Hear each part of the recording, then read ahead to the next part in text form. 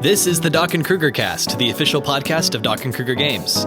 Season 1, Episode 5, playing the card game in the Roll With It system.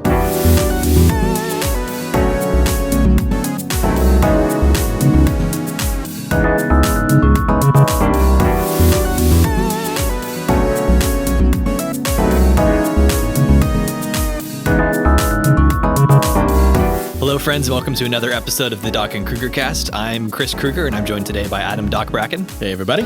And in our continuing series of how to play the Roll With It system, we are talking about playing the card game, and that's in quotes because it is not a card game, it is a role-playing game. That's so esoteric. But we are speaking about the sort of like the meta mechanical stuff this episode. And I think, Doc, you're going to be taking the point on this one because as the more experienced GM between the two of us and the one who's GM'd most recently, you can really speak a lot to the way the GM interacts with the cards in a mechanical sense, because that's like really the GM's the one who's going to be paying probably the most attention to that. Well, in a way that's true. But in a way it's equally as much about figuring out how much your players are invested mechanically in a particular scene. Right. And one of the things you discover very quickly when you GM in the Roll With It system is that some players are going to be like, what, star value what? And others are going to, they're going to be their big focus. They're going to be like, what, narrative what? And so it's kind of interesting because, obviously there's going to be a star value in every scene, which is going to set the obstacle. And then there's going to be the player's star value, which is either going to be under, equal to, or over the obstacle. So in simplest terms, basically there's three conditions that can be going on at any given time. The players can be winning the scene, or they can be losing the scene, or they can be tied. And that's the most fun for the GM, in my opinion, because then, especially if you don't have that card turned over yet, there's the potential for it to go either way. And if it ends up being a actual tie at the end, then that's fun too, because what you can do is decide. So this episode is really about when do you withdraw the card? When don't you withdraw the card? When do you answer whenever a player buys in, that kind of a thing. So from a player perspective, Chris, what is your strategy for when to spend cards and when not to? And then I'll follow that up with how I react as a GM. So in general, I would say, and just as a quick note too, like the players, I think, will sometimes be tracking with which cards have been played so they know possibly what the GM might have in their hand. So you mentioned in an earlier episode how I know that you're not going to have a 3-star card because there's only one 3-star card in the game right now and it's in my hand. That sounds like card counting and that sounds like cheating. It's a valid strategy. Yes, it is. And that can play into what I'm about to get into, which is as a player, what I'm really thinking about is in this scene, especially if I opened the scene, do I want my character to succeed very badly? Now, sometimes I'll go into a scene, as we've said before, actually wanting to lose, or at the very least being okay with losing, either because it's going to increase my card's power, because when you lose a scene is when you get stars on your card. You get a star on the card before you hand it to the GM. Exactly. So they get a more powerful card in their hand. Yeah, they do. Or for instance, maybe I actually want to change something about my character. So if I go into a scene knowing that my character would probably want this thing, but I want them to start moving past that, I want them to start growing as a character, which we'll get into in a future episode. I actually want them to be denied this thing. Yeah. And so I'm actually totally cool with them losing. I want them to lose because I want them to have that narrative moment of being denied the thing that they wanted and maybe starting to evolve. Yeah. And you know, that's really important to remember that as a player, you are storytelling your character. Right. You're not just playing your character. This is not about just being the most awesome and winning as often as you can. This is about strategically choosing to win or lose within the moment. It's about guarding your cards so that you can throw in later and help a buddy. It's about, knowing you're going to lose a thing, but throwing in anyway. I love the self-assist, that move where it's a self-assist with a 0 card. That's like my favorite thing because from a player perspective, because then it's like, listen, I may win this and that's great, but I may lose this. And if I lose this, I'm totally banking on getting this 0 card up to a 1. Right. Yeah. Yeah. And I think that even when it's not necessarily my scene, because what will happen is like during the course of the narrative, even if an intention doesn't seem like it's that important, what will end up happening is as you play it out, the GM will start revealing things where it's like, oh, this is actually a really high stakes moment. Yeah. And I bought into it, or I maybe opened it not expecting it to be that. And so you'll sort of have this sense of urgency of like, oh, I really need to spend more points here to make sure we win this, because if we don't win this, it's going to complicate things. It's going to turn what might be like we find a solution to the problem right now into a great, we have a setback and we're going to have to spend at least a few scenes, if not a few episodes, kind of recovering from it. And that same thing applies, I think, to assisting or hindering, where if another player has something they're trying to do, we really need them to succeed. I'll try to buy in if I'm able to. If my character is like present and able to contribute, I'll buy into the scene to assist in order to help them get over that hump. Or if they're doing something that my character really doesn't want, or if I think might be more narratively interesting to kind of like throw a wrench in, I can actually enter to hinder and to help the GM's obstacle instead. So exactly. From the player's perspective, it really does come down to what do you want to happen narratively, and then based on that, what mechanically would help what you want to happen. So you've basically set let's call it a narrative goal or outcome or whatever, but then you can actually support that strongly or weakly.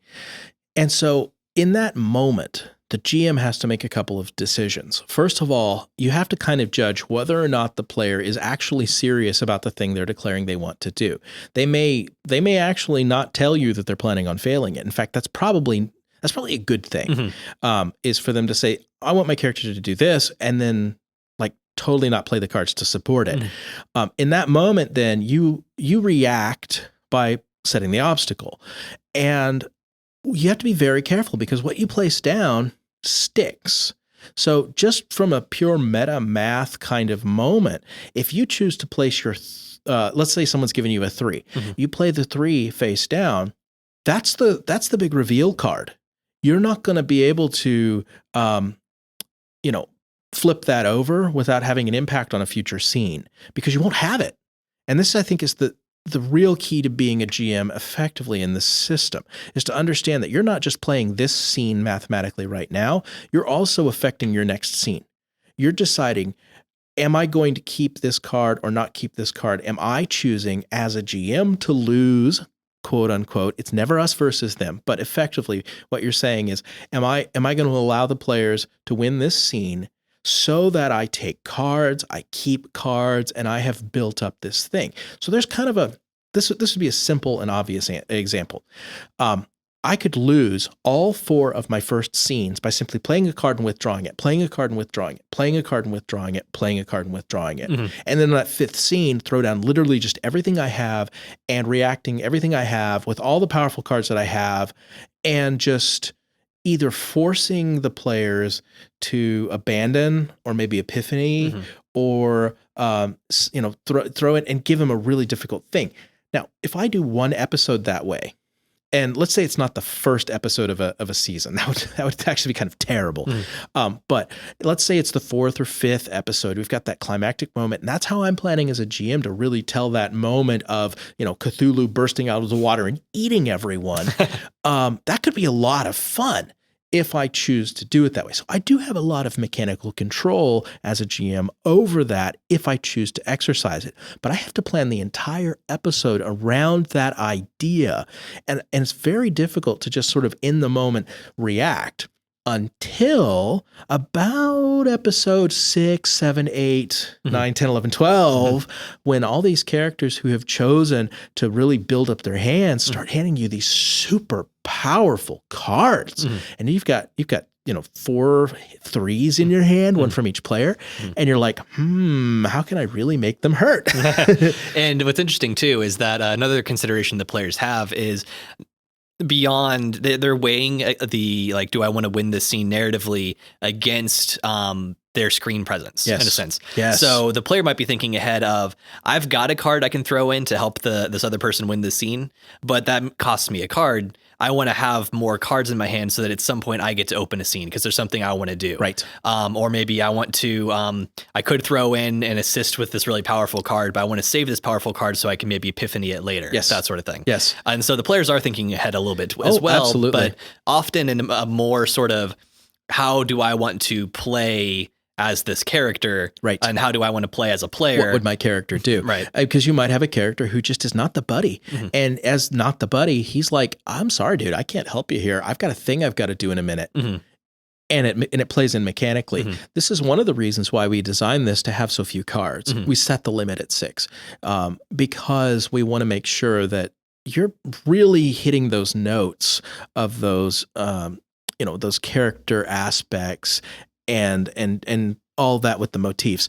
Okay, so what we're really talking about here is metamath. And there is a metamath that comes into play either as the player or as the GM. My quick, dirty answer to this of how much do you game the system is, what is that tone? What is that setting? Our second episode of this season of the podcast, of the Doc and Krueger cast, talked about that. So if you missed that episode, definitely go back and hit it because I think that this is key. If you are playing something that is dark and suspenseful and adventurous, if you're playing something that is trying to eat you, then yeah, have some fun with that. Really give those players a beating. But if instead you are playing Friendship is Magic, if you are playing, Happy Fun Time at the Zoo, there's some fun to be had there. Even if it's something like Saturday Morning Cartoon Hour, you really can have the adversary moment and just choose as a GM to kind of quietly withdraw your card and not worry about it. Let them win because that's what the story needs in that moment. And so, there will be some times when the players just overwhelm you. You do not get a choice. And they have the freedom to make that choice, to deny your choice. But then the next scene following, unless it's scene 5, obviously, because then everybody gets their cards back, you're going to have all those cards and you might be able to overwhelm them. So there's a back and forth in that meta math. So again, that balance is built into the system of if you try to hurt the GM too hard, he's going to have the freedom to hurt you back. Or if you try to hurt the players too hard, they're going to have the freedom to hurt you back. Now, saying that, it's also incredibly imbalanced by design, on purpose, but not within the individual episode per se, across the entire season. This is why it's so critical that you develop your character and that you think about the character arc over the course of the 12-episode season. Now, 12 is a recommendation, but it's a recommendation for a number of reasons. And one of those reasons is the metamath. That by the end of the 12th season, you can and probably will have some characters who have either A, undergone major shifts, major abandonments, major epiphanies, and really had a solid character arc story so that they are just beaten and broken and evolved. Or you've got a character who's super powerful and poised, sort of loaded and ready for that moment to happen. And that's their story that they're telling. And one of those things has probably happened to the individual characters. And what's really fun for me as a GM is to see when the characters choose to make that happen. Because you can throw a challenge at them and they're like, oh, and I failed that. And then this one I'm going to totally overcome.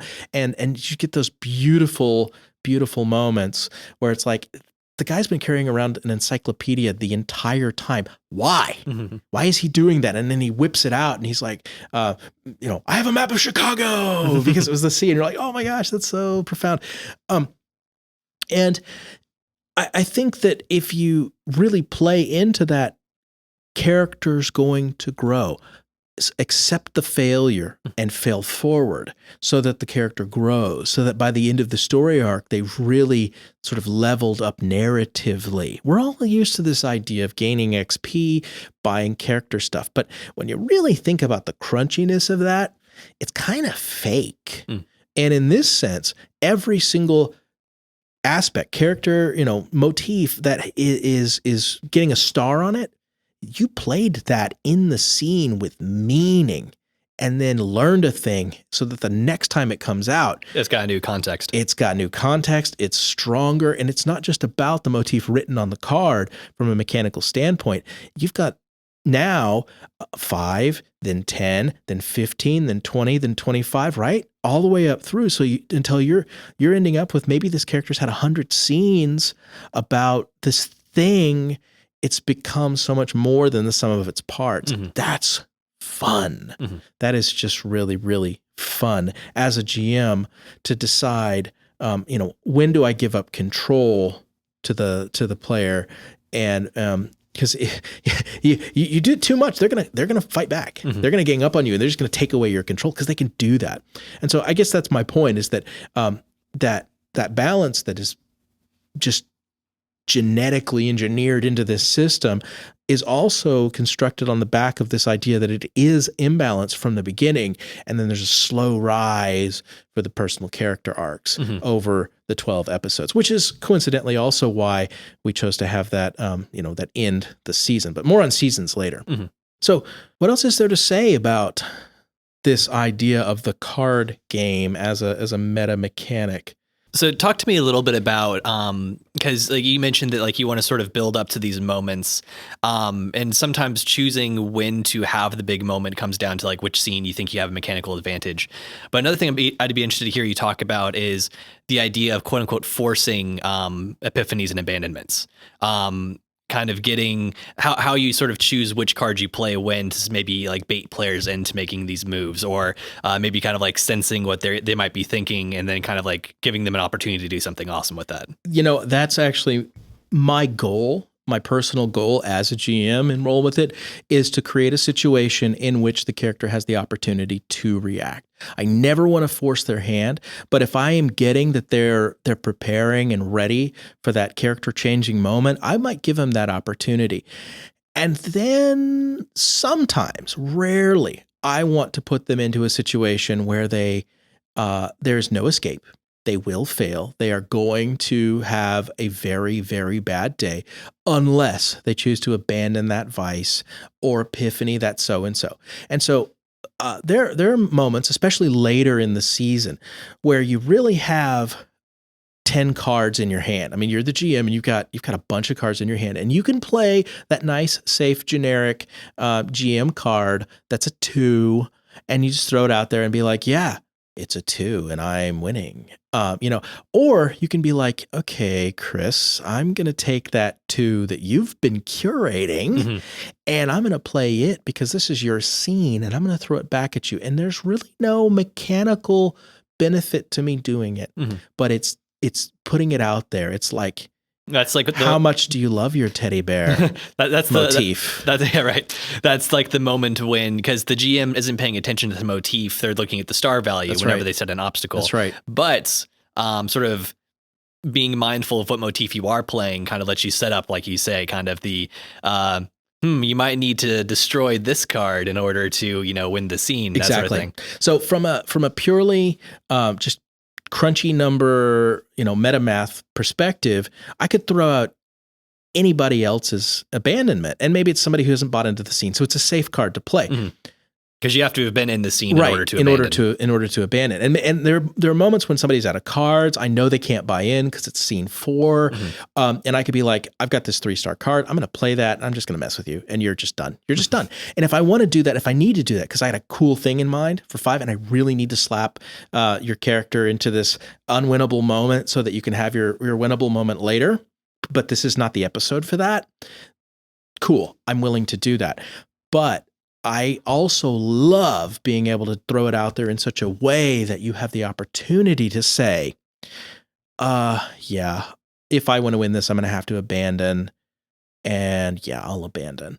And then that kind of messes you up to win later, but you've won now. And so really it's always this balance between win now or win later. Because really this is the story about the characters winning. Ultimately, that's the kind of stories we like. It's about heroes, maybe unsung heroes, maybe anti-heroes, and we don't want to win everything every time. That's boring. What we really want to know is, how do they win? J.R.R. Tolkien talked about this idea of a loss that is actually a success right? He actually coined the term eucatastrophe, EU, and it's Greek, and it means sort of the good catastrophe.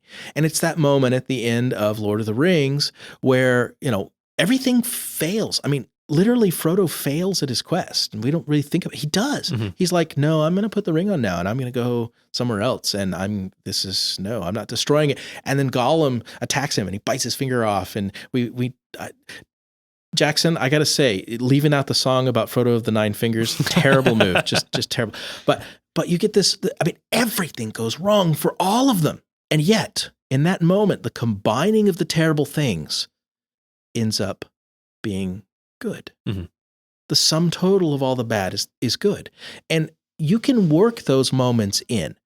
And so if, as a GM, as a director, to use the metaphor again, if you really think about it in terms of where does this story need to go? Where does this character arc need to go?